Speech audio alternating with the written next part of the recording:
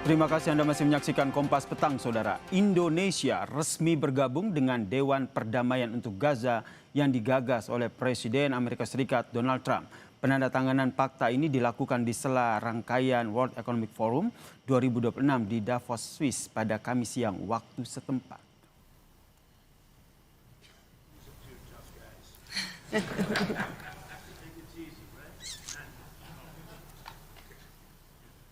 Selain Indonesia, Saudara, turut hadir kepala negara dari Turki, Arab Saudi, Mesir, Yordania, Pakistan, Qatar, dan juga Uni Emirat Arab. Kedelapan negara ini menandatangani fakta yang menandakan resminya pembentukan Dewan Perdamaian Gaza. Di momen ini, Presiden Prabowo Subianto duduk di samping Presiden AS Donald Trump. Keikutsertaan Indonesia dalam Dewan Perdamaian Gaza menandakan komitmen negara menjaga proses transisi Gaza tetap mengarah pada solusi dua negara. Now it is my honor to introduce the United States Secretary of State Marco Rubio, who will speak about President Trump and his accomplishments. Without further ado, Secretary Rubio. Presiden Prabowo Subianto menilai Dewan Perdamaian Gaza yang baru dibentuk dapat memperlebar jalan menuju perdamaian di Gaza. Indonesia akan menggunakan keanggotaannya di dalam badan yang diketuai oleh Presiden Amerika Serikat Donald Trump ini untuk menyuarakan penghentian kekerasan, perlindungan warga sipil dan juga akses kemanusiaan, serta pemulihan tata kelola sipil Palestina. Menurut Prabowo, penderitaan warga Gaza pun kini berangsur berkurang seiring dengan semakin banyaknya dukungan demi demilitarisasi di Gaza. Ini kesempatan bersejarah, ini benar-benar peluang untuk mencapai perdamaian di Gaza. Yang jelas penderitaan rakyat Gaza sudah berkurang, sangat berkurang, ya, sangat berkurang. Bantuan-bantuan kemanusiaan begitu deras, begitu besar sudah masuk. Saya sangat berharap dan Indonesia siap ikut serta. Siapa yang ingin perdamaian di situ, siapa yang ingin bantu rakyat Gaza, rakyat Palestina, ya. Oke. Terima kasih. Sementara itu, Saudara, dalam pidatonya di World Economic Forum, Prabowo membanggakan beberapa pencapaian programnya. Salah satunya adalah Badan Pengelola Investasi Danantara. Prabowo menyatakan berkat Danantara, dirinya bisa berdiri setara dengan pemimpin dunia di World Economic Forum. Selain itu, Saudara, Prabowo juga memaparkan capaian program MBG dan program Sekolah Rakyat. Di forum ini, Saudara, Prabowo juga menyebut Indonesia sebagai negara yang terbuka dengan berbagai peluang. With Danantara, I can stand here in front of you as an equal partner. Indonesia is now not only a land of peace and stability. Indonesia now is more and more the land of opportunity. With Danantara, Indonesia is now able to be your partners. We will co-invest and grow with you. Lalu, apakah langkah Indonesia bergabung dengan Dewan Perdamaian yang dibentuk oleh Presiden Amerika Serikat Donald Trump ini tepat, dan apa yang bisa dilakukan oleh Indonesia dalam Dewan Perdamaian tersebut? Kita bahas bersama dengan praktisi hubungan internasional Dina Praptora Harjo dan juga anggota Komisi 1 dari fraksi PKB, Samsu Rizal, yang telah bergabung bersama kami di Kompas Petang. Selamat sore semuanya. Selamat sore, Pak. Ya, kita sambil, oke. Bang Samsu juga sudah bergabung. Selamat sore, Bang Samsu. Suara saya jelas? Iya. Oke, terima kasih Bang Ijal sudah bergabung. Saya ke Mbak Dina dulu nih, sebagai pengamat ataupun praktisi hubungan internasional. Anda melihatnya seperti apa? Pertanyaannya sederhana, apakah keputusan yang diambil oleh Presiden Prabowo Subianto ini sejalan dengan semangat Indonesia untuk perdamaian di Gaza? Kalau menurut saya ada satu pertanyaan fundamental yang muncul di kepala saya. Ini sebenarnya motifnya untuk perdamaian atau karena kita takut ditekan oleh Presiden Trump, atau justru Trump sudah melakukan tekanan terhadap Indonesia yang demikian besar secara ekonomi atau karena urusan tarif, sehingga kita mengambil keputusan dengan begitu tergesa-gesa, ya kesan saya. Dan buat masyarakat sipil di luar sana, kami ini merasa tidak ada proses yang transparan. Apa dasarnya kita langsung mengiyakan dan apakah ada konsultasi sebelumnya terkait pengambilan keputusan kita langsung join ke Board of Peace? Karena kita sudah punya catatan kan sebelum kejadian ini, apalagi Trump kemudian menyuarakan bahwa nantinya beliau akan memimpin seumur hidup Board of Peace ini, kemudian juga pengambilan keputusan di tangan beliau dengan hak veto tunggal. Jadi di mana kita posisinya ini sekarang bebas aktif atau aktif yang sebebas-bebasnya. Jadi tidak nampak lagi daftar kita aktif, tetapi yang penting aktif sajalah, kita bebas dengan melakukan apapun, alasannya dan kemudian. Tahan sampai di situ dulu ya Mbak Dina, karena saya ingin tanya dulu ke Komisi 1 sebagai mitra yang mengurus hubungan luar negeri. Ini sebenarnya tadi Mbak Dina meng-highlight soal transparansi, kemudian ini apakah betul-betul kan kita ingin mengedepankan perdamaian Gaza atau jangan-jangan kita takut dengan tekanan Trump? Silakan Bang Ijal. Ya, Assalamualaikum warahmatullahi wabarakatuh.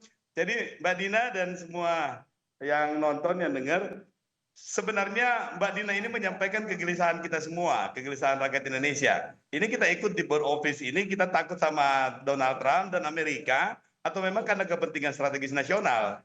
Kalau kita runut ke belakang, kalau kita coba cari, apa sih sebenarnya yang membuat kita bisa aktif dalam forum-forum seperti ini? Tujuannya satu, bagaimana Palestina bisa merdeka. Tapi dalam perkembangannya kita kemudian melihat bahwa tidak mungkin kita punya tujuan semuanya tercapai tanpa ada win-win solution. Maka muncullah win-win solution itu adalah two-state solution. Dan itu kita terima sebagai bagian dari proses negosiasi aktual. Tetapi jangan lupa bahwa tujuan kita itu adalah merdeka. Kalau Palestina merdeka harus melalui perang, kasarnya ya, kalau kita bilang ayo ikut perang. Tapi kalau harus melalui perdamaian, lebih bagus lagi. Nah, konteks inilah yang menjadi frame kita untuk melihat bagaimana kebijakan presiden kita. Bahwa ternyata keinginan kita untuk menjadikan Palestina sebagai sebuah negara merdeka ini mesti ada pengorbanan-pengorbanan lain. Salah satunya itu adalah two-state solution, kemudian kita juga ikut dalam forum bentukannya Presiden Trump ini, yang kalau saya sendiri secara pribadi menganggap bahwa Presiden Trump ini seakan-akan betul-betul menegaskan untuk menjadi polisi dunia. Walaupun kemudian diklaim sebagai salah satu lembaga internasional yang juga berada dalam koordinasi dengan PBB. Tapi ingat bahwa Board of Peace ini bukan lembaga in charge di PBB. Sehingga penting untuk kita menegaskan posisi kita bahwa apapun yang kita lakukan di Board of Peace ini, solusinya adalah Palestina merdeka. Oke, solusinya adalah untuk Palestina merdeka ya, Bang Ical ya? No problem. Iya. Karena logikanya seperti ini, Bang Ical. Iya, Oke, maaf saya potong karena logikanya seperti ini kan kita ketahui bersama begitu kalau Amerika sebentar. Karena kalau kita lihat Amerika Serikat sendiri kan ini teman sejatinya Israel begitu. Bisa dikatakan seperti itu begitu. Nah, dari Komisi 1 sendiri bagaimana akhirnya menjelaskan ke publik begitu? Apalagi tadi soal transparansi dan apakah ini juga sudah dibahas begitu? Ya, kita bahas itu tidak dalam konteks yang spesifik soal ini. Tetapi konteksnya adalah bagaimana memberikan kepercayaan kepada Presiden Prabowo untuk melangsungkan langkah-langkah strategis diplomasi. Tetapi konteksnya adalah, goalsnya adalah Palestina merdeka. Ini saya ulang lagi bahwa kalaupun dalam konteks Palestina merdeka kemudian harus ada negara lain yang ikut merdeka, monggo, silahkan, tidak masalah. Tapi win-win solutionnya itu adalah Palestina ada jaminan bahwa Palestina merdeka. Sehingga kalaupun kemudian Israel juga diakui sebagai sebuah negara merdeka, tidak masalah. Nah itu konteksnya. Itu adalah salah satu langkah progresif kita di Indonesia ini yang sebelumnya itu tidak ada toleransi. Palestina merdeka tanpa embel-embel. Tapi kalau kemudian mesti ada diikuti dengan embel-embel yang lain, tidak masalah. Karena itu adalah bagian dari solusi konkret. Saya ke Mbak Dina. Mbak Dina, tanggapannya? Ini kita berarti diajak untuk melakukan refleksi antara proses dengan outcome. Outcome itu kan belum tentu kelihatan ujungnya ya. Mau dalam waktu sebulan lagi, setahun lagi, 5 tahun lagi, Palestina merdeka. Tapi yang kita bicarakan sekarang ini kan prosesnya ya. Menuju ke sana, melihat bahwa sistem yang dibangun oleh Board of Peace, dan itu sudah diumumkan oleh Trump di berbagai tempat, dan ada kecenderungan Trump ini sangat impulsif Jadi bahkan transparansi dari Trump sendiri tentang cara kerja, pengambilan keputusan di Board of Peace itu dia belum fully announce kan, belum betul-betul menyampaikan ke publik. Dan kalau kita lihat lagi, kembali ke diskusi kita beberapa waktu lalu soal resolusi 2803 dari Dewan Keamanan PBB yang memberi mandat kepada Trump untuk membentuk Board of Peace gitu ya. Dan kita lihat di situ, satu kritik besarnya adalah Palestina tidak ada di sana. Mungkin satu sisi positif yang saya bisa ambil dari keputusan kita masuk ke Board of Peace itu adalah harusnya Indonesia di situ bisa tegak berdiri menyuarakan keperluan Palestina. Karena Palestina belum diajak, tidak diajak. Bahkan kemarin pada saat Board of Peace ini diumumkan di Davos, di World Economic Forum, si Palestinian Authority perginya ke Rusia, jumpa dengan Putin. Itu kan satu hal yang menunjukkan bahwa memang yang dibicarakan ini siapa sih? Kalau two state solution tetapi Palestinanya sendiri tidak ada di dalam gambar, harus ada yang mewakili dan tegak berdiri. Nah itu yang saya pertanyakan tadi, apakah bisa Indonesia tegak berdiri di situ? Apa yang harus kita siapkan begitu ya? Karena kalau kita cuma berharap ada outcome, tapi prosesnya kita nafikan gitu, terserah aja lah presiden. Kan kita juga harus bantu menjaga presiden ya. Situasinya itu jalan yang benar atau tidak? Nah ini yang menjadi catatan dari Mbak Dina ya, Board of Peace tapi Palestinanya tidak ada di sana. Saya ke Bang Ijal. Bang Ijal, jadi apa yang bisa Indonesia lakukan dengan kondisi seperti ini? Sudah bergabung dengan Board of Peace tapi lagi-lagi tujuannya yaitu mengutamakan perdamaian di Gaza. Ya, dalam konteks kenegaraan ini kita mesti memberikan kepercayaan penuh kepada Presiden Prabowo dan Kementerian Luar Negeri dengan pihak lainnya yang mengikuti langsung.